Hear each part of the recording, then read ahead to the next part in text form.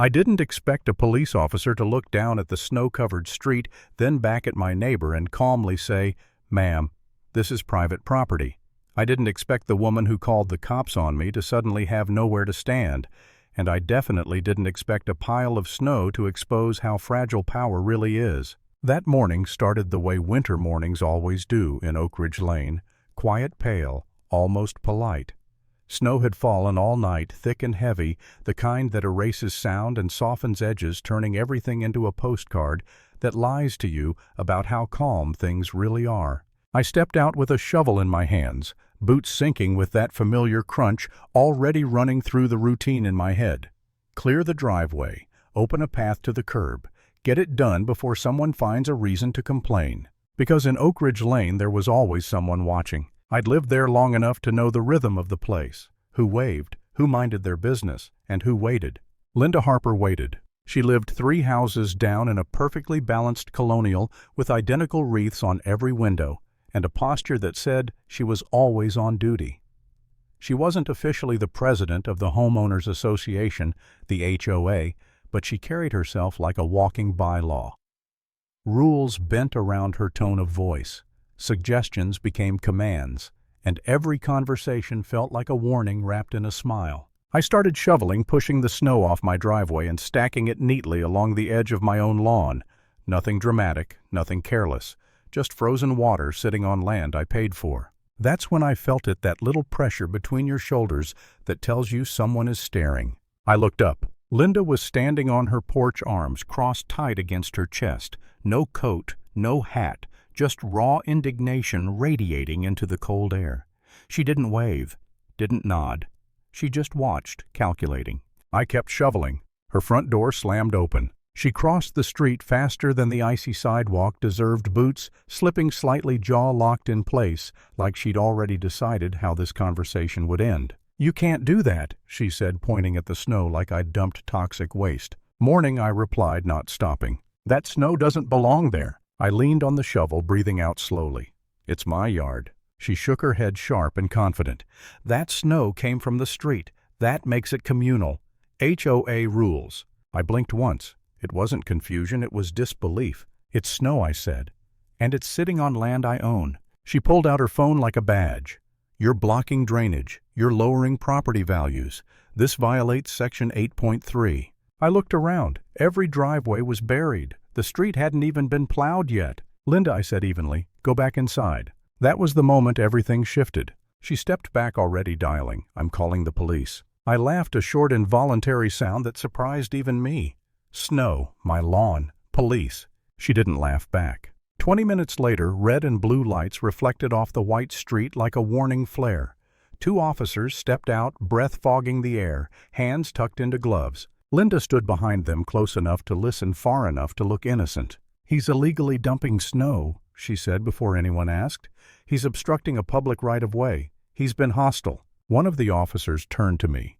"Sir, is this your property?" "Yes." "The yard?" "Yes." Linda cut in immediately. "That land is controlled by the HOA. Everyone knows that." That was the moment the situation stopped being annoying and started being dangerous. Not loud dangerous, quiet dangerous. The kind where confidence replaces facts and repetition turns into truth. I reached into my jacket and pulled out a folded document. Weathered, stamped, official. I handed it to the officer. He read it once, then again, then slower. His expression changed, not shock, just clarity. "Ma'am," he said, turning to Linda, "according to this deed, he owns this lot." Her smile twitched. "And the adjacent parcels," he added. She let out a small, uncertain laugh. "That's not possible." He flipped the page, including the road. The silence that followed felt heavier than the snow. "That's a public street," Linda said, louder now. "It was," I said quietly. "Before the developer went bankrupt. I bought it at auction." The officer looked down at the asphalt beneath his boots, then back at me. "So you're responsible for maintenance?" "Yes." Linda's voice rose sharp and panicked. "This is absurd. The HOA, the Homeowners Association, has no jurisdiction over privately owned roads," the officer finished for her. That's when the neighbors started coming out. Doors opened. Phones appeared. Whispers moved faster than the cold. A second patrol car arrived. Records were checked. County filings confirmed. City maps matched.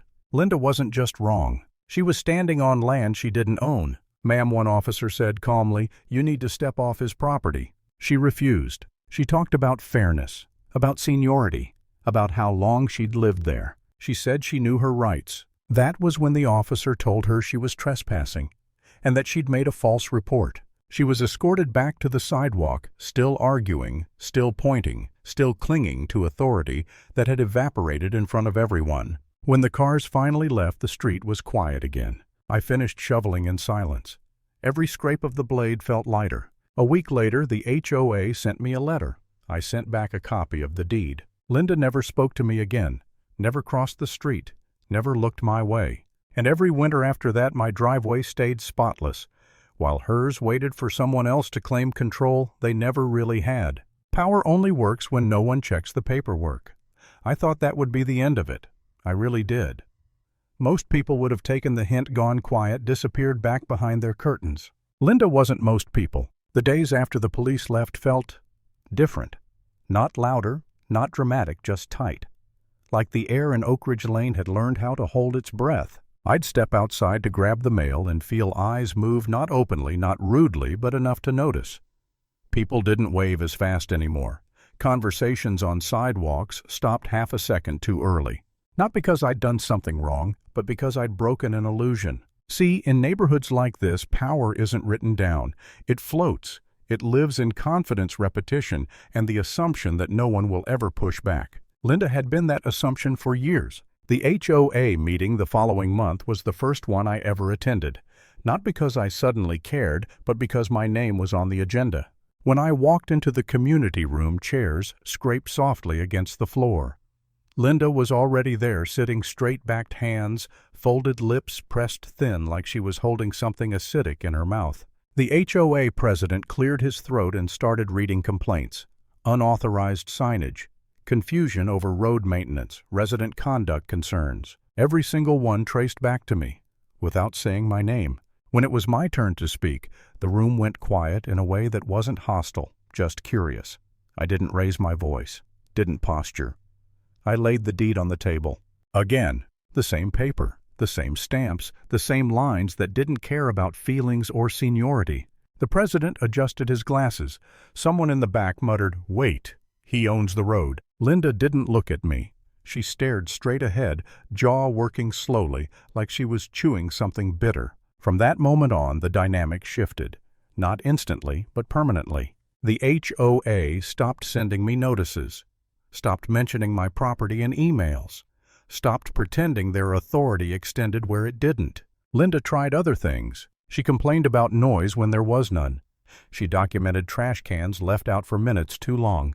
She took photos from her porch like evidence might someday bend reality back in her favor. None of it stuck, because once power cracks, it never seals the same way again. Winter came back the following year.